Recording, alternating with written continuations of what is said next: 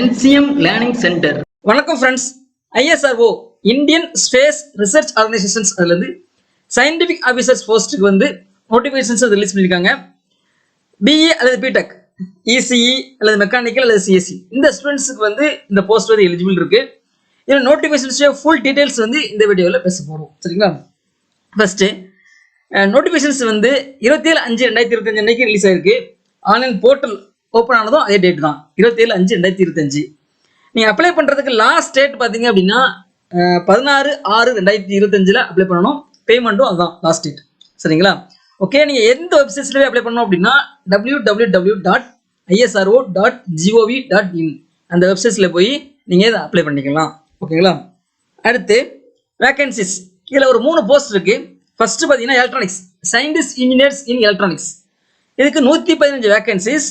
அதில் 115ல் ரெண்டு வேகன்சிஸ் எதில் ஃபில் பண்ணுவாங்க அப்படின்னா ஃபிசிக்ஸ் ரிசர்ச் லெபார்ட்டரியில் வந்து அதை ஃபில் பண்ணுவாங்க.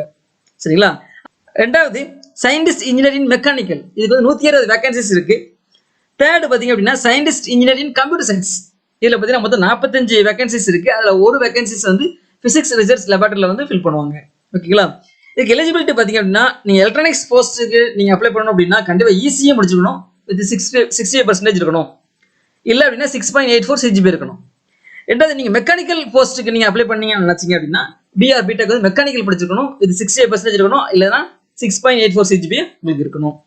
கம்ப்யூட்டர் சயின்ஸ் போஸ்ட்டுக்கு நீங்கள் அப்ளை பண்ணணும் அப்படின்னு நினச்சிங்கன்னா பிஇ பிடெக் வந்து சிஎஸ்சி முடிச்சிருக்கணும் வித் 68%. இல்லை அப்படின்னா 6.84 CGPA இருக்கணும். ஓகேங்களா? இதுதான் வேகன்சிஸ் குவாலிஃபிகேஷன்ஸ். அதுக்கப்புறம் ஏஜ் லிமிட் பார்த்தீங்க அப்படின்னா நீங்கள் 28 இயர்ஸ் 16/6/2025 கணக்குப்படி 28 வருஷம் கம்ப்ளீட் பண்ணியிருந்தீங்கன்னா நீங்கள் அப்ளை பண்ணிக்கலாம். அதுக்கு மேலே டேட் போயிடுச்சு அப்படின்னா 29 வயசு 30 வயசு ஆயிடுச்சுன்னா நீங்கள் அப்ளை பண்ண முடியாது. சரிங்களா? மேக்ஸிமம் ஏஜே பார்த்தீங்கன்னா 28 இயர்ஸ் தான். ஸோ அதுக்கப்புறம் வந்து இந்த வருஷம் தான் நீங்கள் முடிச்சிருக்கீங்க, 2024-25 வந்து நீங்கள் பிஇ முடிக்கிறீங்க அப்படின்னா அவங்களுமே இதை அப்ளை பண்ணிக்கலாம். பட் ஃபைனல் டிகிரி வந்து உங்கள் எப்போ 31/8/2025 உங்கள் கையில் கிடைக்கிற மாதிரி இருக்கணும். அதான் மேட்ரு. சரிங்களா? நீங்கள் வாங்கிக்கலாம். ஸோ இந்த வருஷம் 2024-25 வந்து நீங்கள் பிஇ முடிச்சிங்க அப்படின்னா நீங்களும் அப்ளை பண்ணிக்கலாம். ஓகேங்களா? அடுத்து எக்ஸாம் பேட்டர்ன், நம்ம டெஸ்ட் எழுதுகிறோம். இது ISRO நடத்தக்கூடிய டெஸ்ட் தான். இதில் பார்த்தீங்க அப்படின்னா 2 பாடம் பிடிக்கிறாங்க.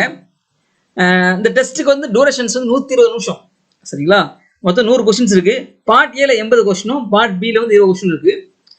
பார்ட் ஏல உள்ள 80 கொஸ்டின்ஸ்க்கும் 80 மார்க், ஒவ்வொரு கொஸ்டின்ஸுக்கும் ஒவ்வொரு மார்க் தான். நெகட்டிவ் மார்க் இருக்குது, 1/3 மார்க் நெகட்டிவ் மார்க் இருக்குது. சரியா? அடுத்து பார்ட் பியில் பார்த்தீங்கன்னா ஆப்டிடியூட் 20 கொஸ்டின்ஸ் இருக்குது, 20 மார்க் இருக்குது, நெகட்டிவ் மார்க் கிடையாது. சரியா? இதுதான் டெஸ்ட். அதுக்கப்புறம் இந்த டெஸ்ட் முடிஞ்சோன்னா உங்களுக்கு இன்டர்வியூ இருக்கும். இன்டர்வியூக்கும் மார்க் உண்டு. இது எப்படி குவாலிஃபிகேஷன்ஸ் எப்படி வைக்கிறாங்க அப்படின்னா நீங்கள் இந்த மார்க்கில் வந்து அன்ரிசர்வ்டு கேட்டகரியாக இருந்தீங்க அப்படின்னா 50% மார்க் எடுக்கணும். பார்ட் ஏல 50% மார்க் எடுக்கணும், பார்ட் பியில் 50% மார்க் எடுக்கணும், இன்டர்வியூலே 50% மார்க் எடுக்கணும். சரிங்களா?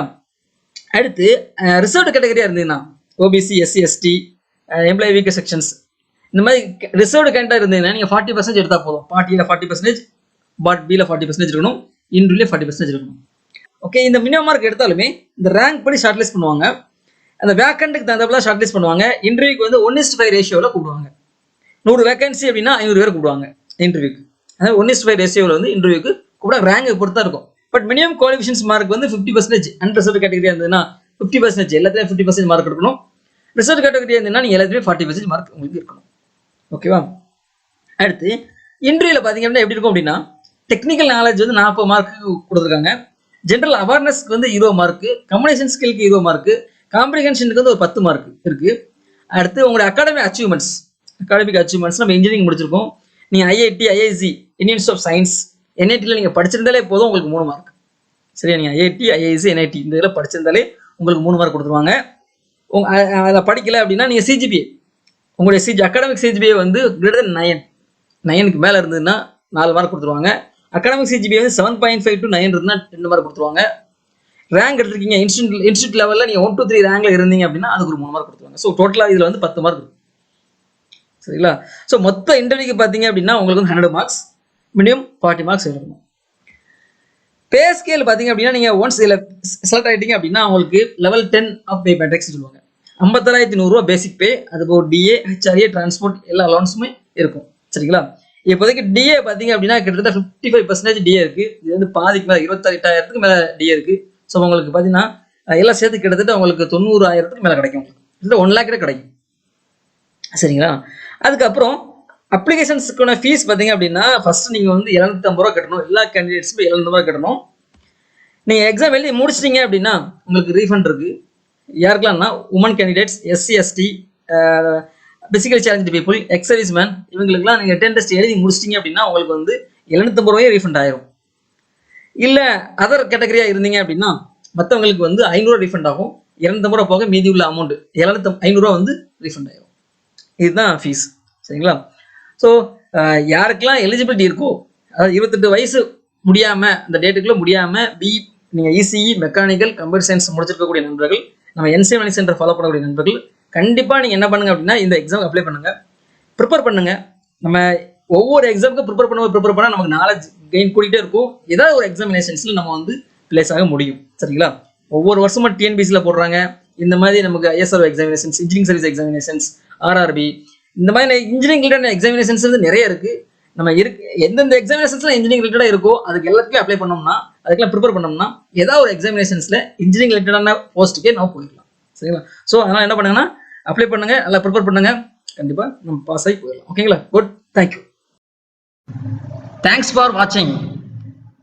Click the subscribe button and hit the bell icon for notification. Like, comment and share.